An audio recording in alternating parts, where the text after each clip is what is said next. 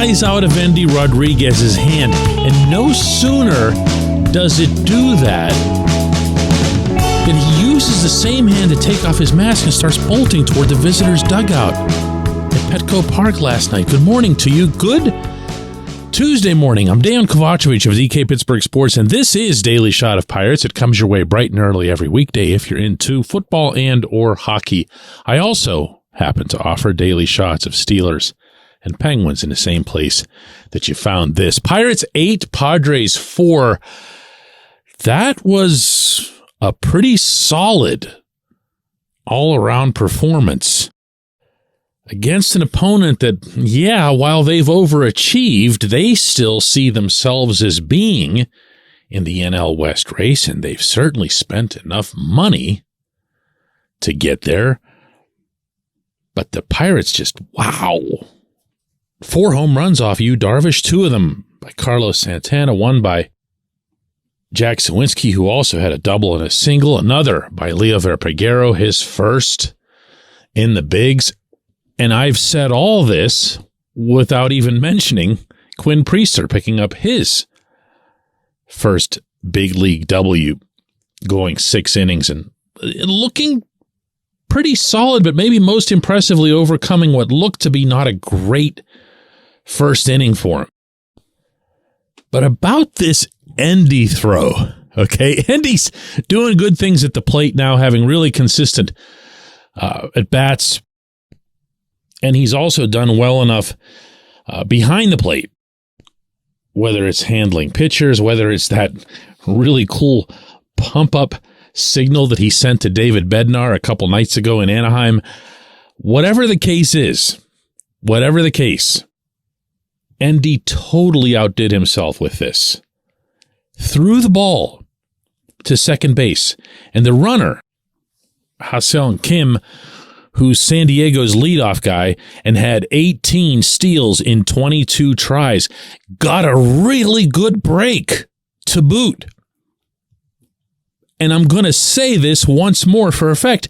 Endy throws the ball and takes off the mask, turns to his left, and immediately, I'm talking immediately upon release of the throw, heads to the dugout in a sprint, which means if, for whatever reason, the ball gets dropped, terrible tag, or, the guy just does what he normally does and beats the throw, you're going to look pretty stupid. Endy did not seem to care much for that scenario. Why?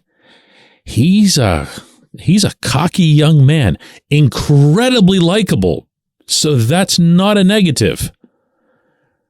You'll remember, maybe, some of you have been with me for a while, that I wrote a column 2 springs ago from Bradenton in which Endy was showing off this new bat that he was going to use in A-ball.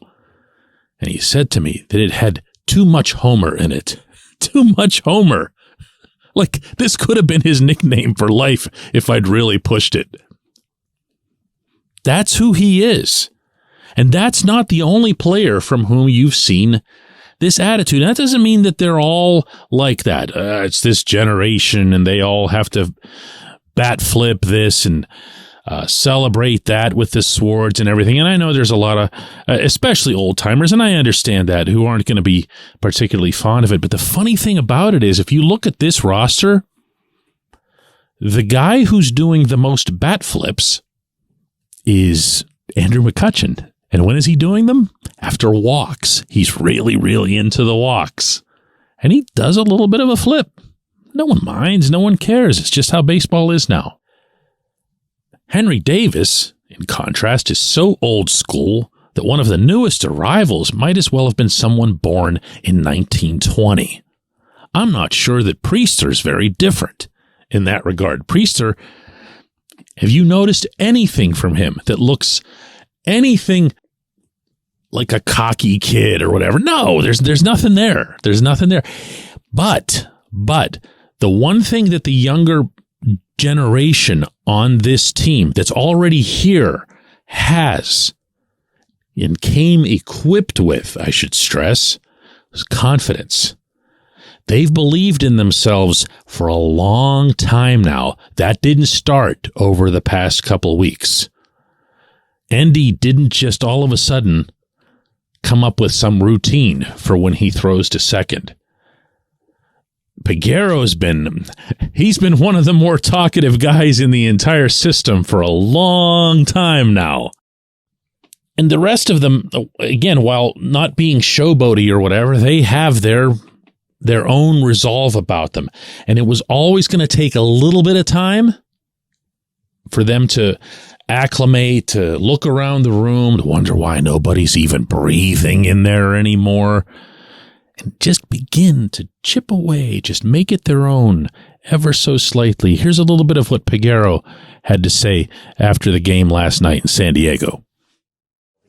Yeah, it's a rare thing. You don't see that very often. So I feel like having that, it makes you feel more confidence. It makes you feel like you're more on the family and stuff like that. So I feel like when you got those people around you, they always there for you. So I feel like that makes everything a little bit better and a little bit more like enjoyable. Chip away. Make that what the rest of this season is all about. Look, I'm not wild about moving out of Santana. I'm not just saying that because of the 2 bombs last night. I'm not wild about moving out of Rich Hill or G-Man Choi. I'd like to see the Pirates keep some of their more effective, more productive veterans in play. I think it'll help them off the field and on the field going into 2024. But the real crux of what's going to happen over these last 2.5 months is a lot of what was seen last night. Sure, great. Carlos hits a couple out. Kutch had some terrific plate appearances, his 10th steal. But you saw the kids coming through again and again and again. That's it. That's it. Believe you me, they will not be surprised when they succeed. When we come back, J1Q. This portion of Daily Shot of Pirates is brought to you by our friends at North Shore Tavern that's directly across Federal Street from PNC Park. It's home of Steak on a Stone, an eating experience, underscoring the word experience. The steak is brought to you partially cooked on an 800-degree stone, and you do the rest. It's a ton of fun, it's a great meal, and it's a baseball atmosphere like no other in Pittsburgh. North Shore Tavern, right across Federal Street from PNC Park. Your front door, your car, your bike, your computer, your gun. Safety is a habit. Every day you lock and secure your home and everything you want to keep safe. Gun safety and responsible storage are no different and the best way to help prevent accidents, misuse, and theft. If you have a firearm, own it, respect it, and secure it. Visit ProjectChildSafe.org. Brought to you by the National Shooting Sports Foundation and the Bureau of Justice Assistance.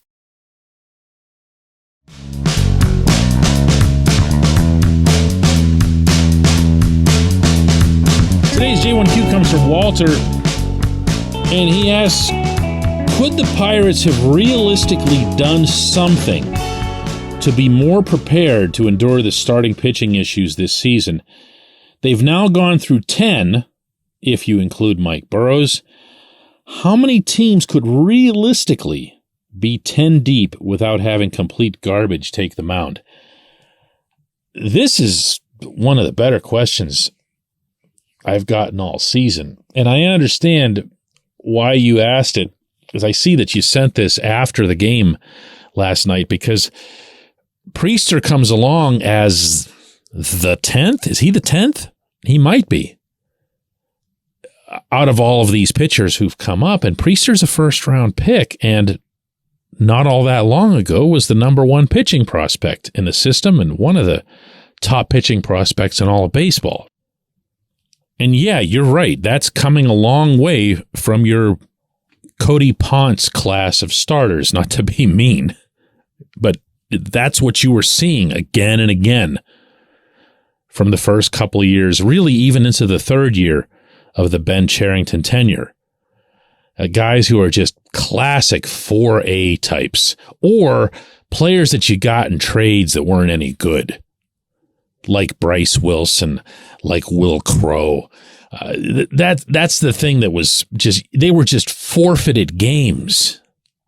It certainly felt that way, and then by the end of the day, it actually was that way. So yeah, Walt, if you're asking if there's credit to be due to this front office for having added enough starters, but also groomed enough starters to have overcome very real attrition issues.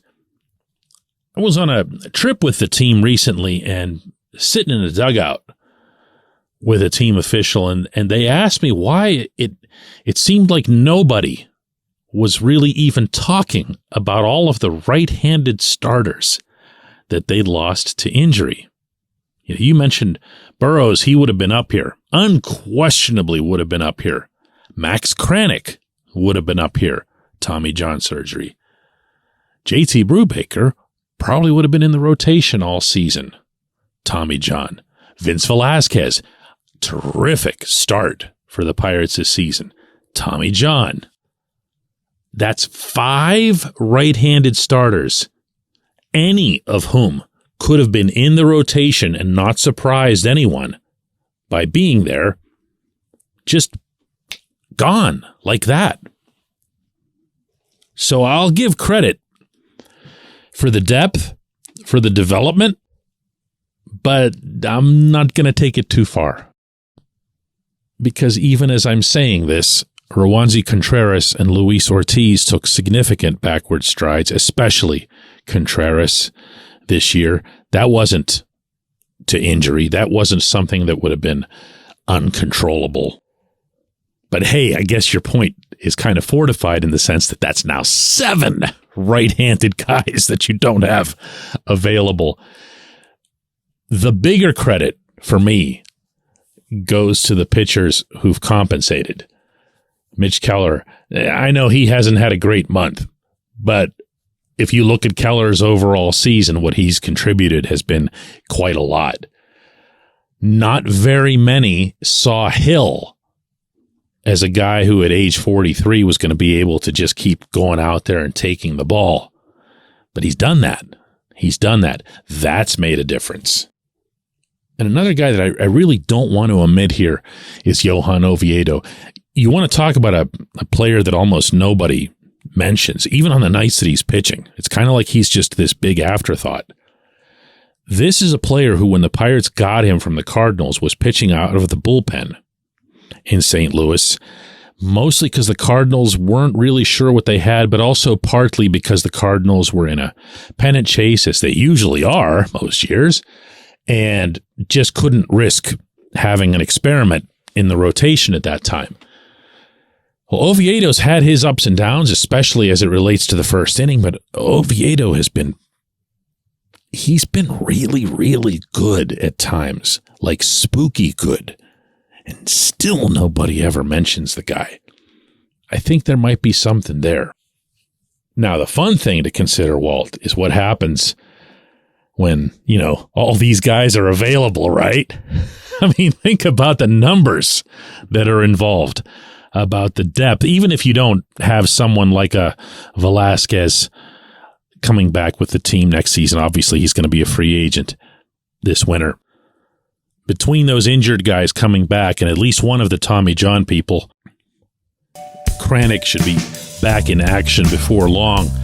You're going to have a whole lot of depth, but especially if you can get Contreras and Ortiz straightened out. I appreciate the question. Again, it was a really good one. I appreciate everybody listening to Daily Shot of Pirates. We're going to do another one of these tomorrow.